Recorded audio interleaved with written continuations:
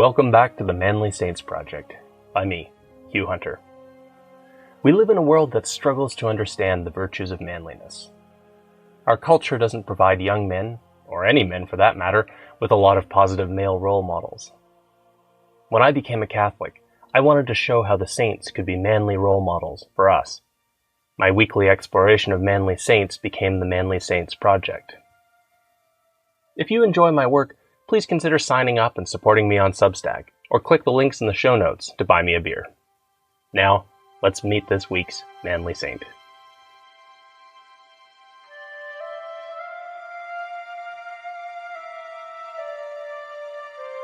Join me today to meet a saint whose Christmas gift-giving ended with a surprise. Name: John Cantius, Jan Canti, John Kenti. Life: 1390 to 1473. Status: Saint. Feast: December 23rd. It was late, very late, on Christmas Day in Krakow. The sun had set before it was even 4 o'clock. That was hours ago now. The cold wind whipped through the city, and there was snow on the ground. Those going to church for matins at midnight hurried along to get through the cold. But the priest and professor, John Cantius, stopped when he saw a beggar in the street. The man was huddled up against the cold, and without even thinking about it, the old professor gave the man on the street a Christmas gift. John took off his warm cloak and wrapped it around the man's shoulders. Shivering, John Cantius hurried on to matins. This sort of charity was not out of character for John Cantius. His colleagues at the university had gotten used to seeing the professor return with his academic gown awkwardly pulled forward to hide his feet. He was trying to avoid attention, but they knew the signs. John had given away his shoes. Again. Giving away what he had to the poor was one part of John Cantius's quiet but firm life of witness. He was determined to live an old-fashioned Catholic life. Once that might have been easy. But all around John, things were changing, so that standing still became one of the hardest tasks of all.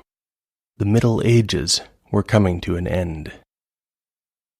Central Europe, where Cantius lived, had until recently been the scene of the Northern Crusades, led by the Order of the Teutonic Knights. But then the Order's great enemy, the Grand Duchy of Lithuania, had joined forces with Poland, and the Grand Duke had become a Catholic. The Crusaders were defeated in 1410, and history went on without them, as Lithuania continued to Christianize anyway. The Church was in turmoil. There had been decades of scandal as popes battled anti-popes. The Western Schism had at last come to an end in 1417, but it left the Church weakened and discredited in the eyes of many. There were a few figures for the Church to rally around, like John of Cantius's personal hero, St. John of Capistrano. But the challenges for the Church were coming hard and fast from would-be reformers like John Wycliffe in England, and Jan Hus in what is today the Czech Republic. Professors had their own problems. The medieval way of doing philosophy was to show how Aristotle and his tradition could be reconciled with Christianity. This project now felt tired and constricting. Thinkers were starting to ask, why Aristotle? Why not some other ancient philosophy? Why not the Stoics or the Epicureans or the Skeptics? It was a good question, but it was not obvious that all these traditions could be made compatible with the Church. It wasn't even clear that this was desired anymore. Perhaps, some thought, attention should be given to the magic of the Hermetic tradition as new texts began to circulate in the 1460s. John Cantius was born into this changing world in Kenti, a small town in the south of Poland. He was an intelligent young man, and he studied philosophy in Krakow. He completed his doctoral work and taught philosophy, then returned to study theology and become a priest. somewhere along the line, John had decided that he was not going to be swept along with the times. John didn't mind if people thought of his approach as a little boring. He would settle for not contributing to any of the scandals in the church. John also didn't mind if people thought of him as old-fashioned. He was going to practice theology and philosophy in a way that was Catholic, not just nominally Catholic, but authentically, sincerely driven by faith. And so, over the years, John Cantius set himself up as a professor and academic. He worked on the philosophy and physics of motion.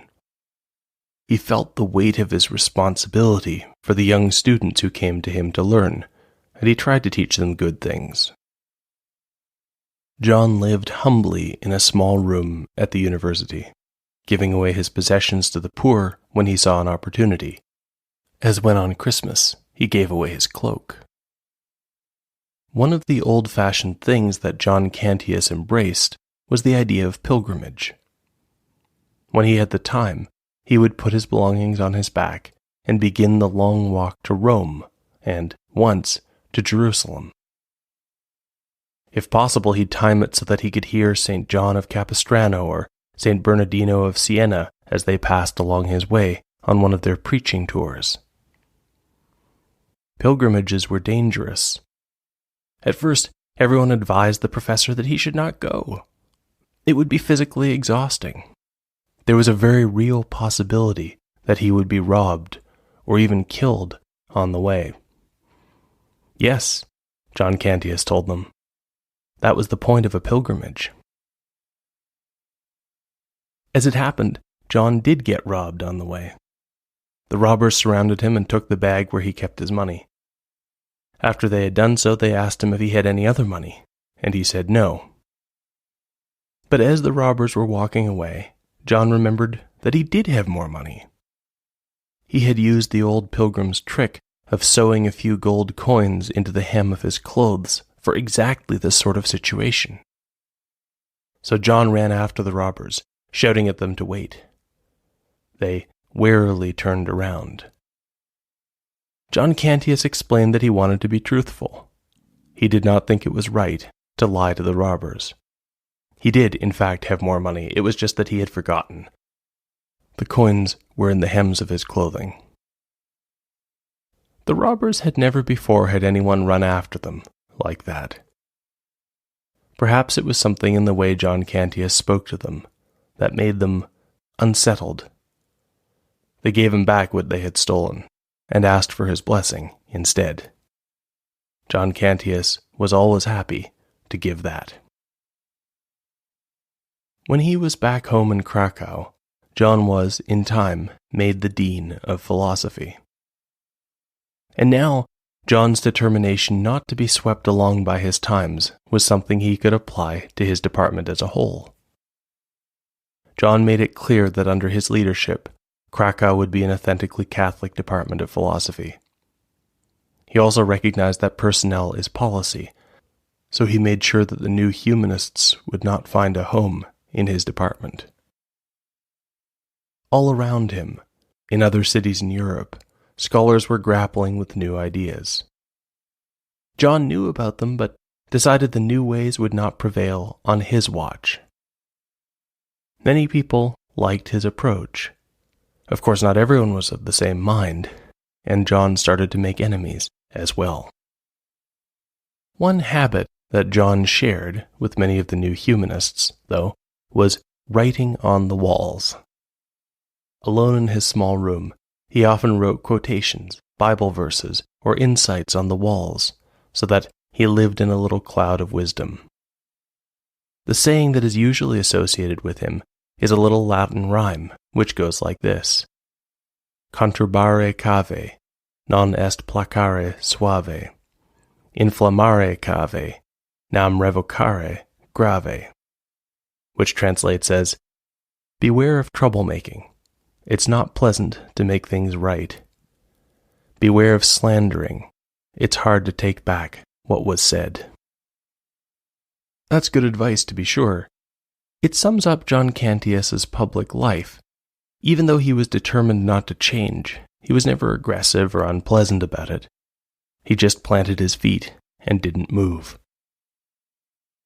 But if you wanted to know what John was thinking as he went through life, the key inscription was just 2 words: ut supra.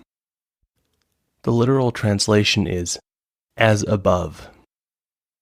When John Cantius had to do something he was not sure how to do, or that he did not want to do, he liked to say these 2 words to himself: as above. They echo the Lord's Prayer, of course, the idea that things here below on earth should be as they are above in heaven. But the words also undercut the magical method of the Hermetic tradition, often summarized, as above, so below.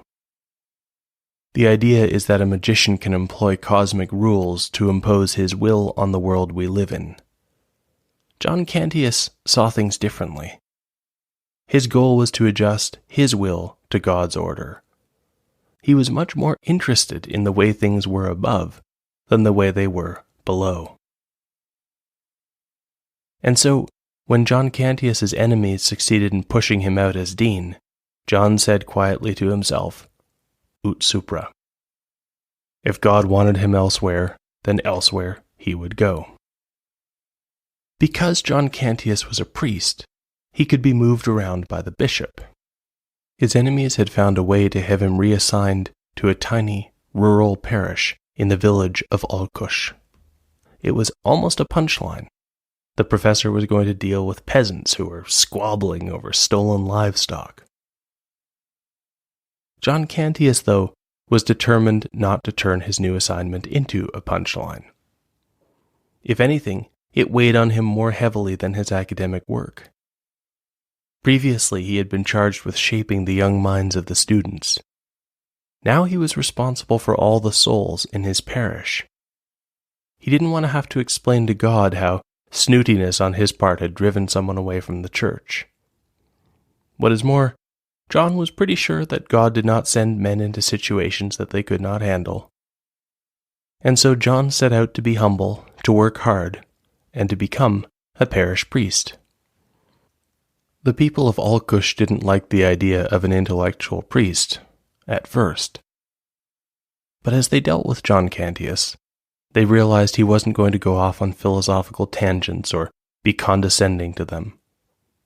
He wanted to help, and they soon found they didn't want to do without him. Unfortunately for the parish of Alkush, the University of Krakow was reaching the same conclusion. By the time John Cantius was commanded to return, the people of Alkush followed their now wildly popular priest down the road for miles on his trip back.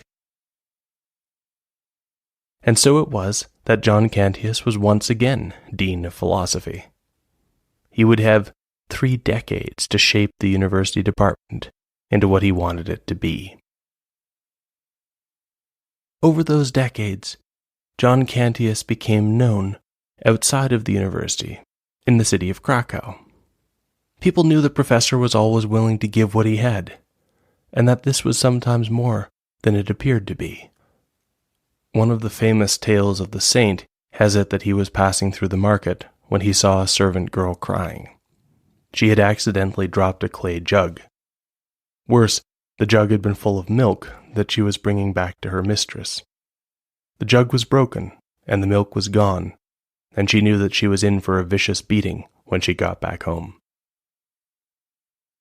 John picked up the pieces of the jug, fitting them together in his hands, until he handed the jug back to the surprised girl who realized it was whole once more.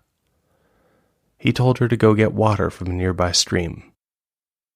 When she handed him the filled jug, John blessed it and gave it back to the girl.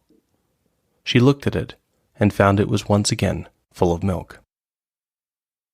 By the time John Cantius was dying, he was an institution. He called his colleagues to his deathbed. He told them how important it was to stand firm, and he told them again how heavy a burden they all bore, for it was their duty to wisely mold the young minds in their care.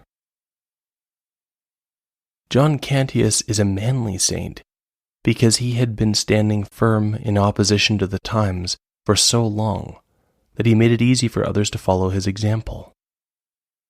John launched a Polish tradition of academic Catholicism, a tradition that remains one of the currents in Polish philosophical scholarship. In fact, for centuries, philosophers at what would become the Jagiellonian University would symbolically put on the cloak of John Cantius on special occasions. Which brings us back to the story of when John Cantius gave his cloak away on a cold Christmas night. After church, John returned to his room, and when he got there, he discovered a quiet Christmas miracle. The cloak was hanging there on the wall, just where it always was. And through the Christmas season, and in the years that followed, Professor John Cantius thought again and again of who it was that he had really clothed with his gift on Christmas Day.